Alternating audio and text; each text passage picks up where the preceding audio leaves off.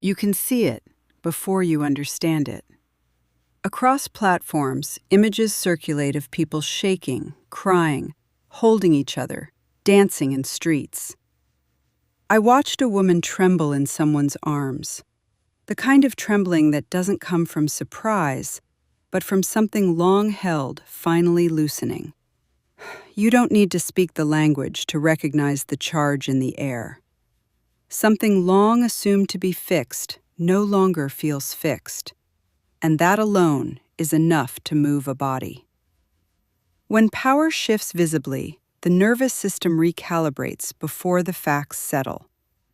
Populations who have lived under prolonged constraint do not respond politely to instability. The body has been storing pressure for years, sometimes decades. That pressure does not disappear when uncertainty enters the room. It releases.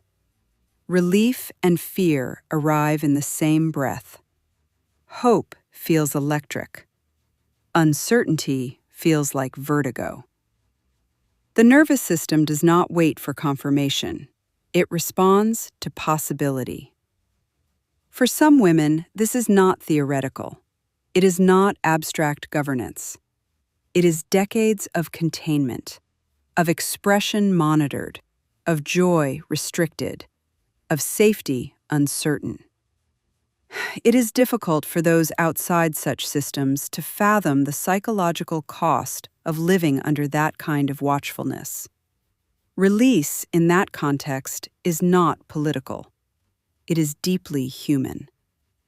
From the outside, escalation looks like strategy, policy, positioning. It appears calculated, negotiated, managed. But from the inside, it is not abstract. Leadership continuity shapes safety, gender roles, economic survival, and the boundaries of imagination itself. When that continuity trembles, even slightly, people tremble with it.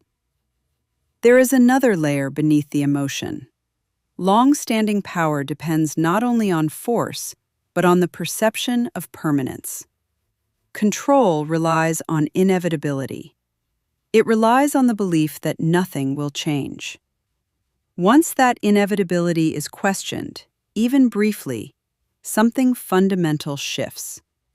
Authority does not need to collapse to weaken. It only needs to feel movable. Systems rarely fracture in a single dramatic moment. They erode quietly. Pressure accumulates over years. Economic strain, ideological hardening, global rivalry, internal dissent. What appears sudden is often the visible phase of something that has been building beneath the surface for a long time. And even at a distance, many of us feel some version of this. The subtle scanning, the tightening in the chest, the sense that structures we assumed were stable, political, economic, cultural, are not as fixed as we thought. This moment may be concentrated in one region, but recalibration is not regional. In different ways, at different scales, we are all adjusting to a world that no longer feels predictable. For some, that adjustment looks like fear. For others, it looks like hope. For many, it looks like both. What we are witnessing is not only geopolitical movement. It is structural strain surfacing. It is belief being tested. It is the visible reminder that permanence is often a story we tell ourselves to feel steady. Power is sustained by the perception of permanence. When that perception fractures, even briefly, the ground begins to move.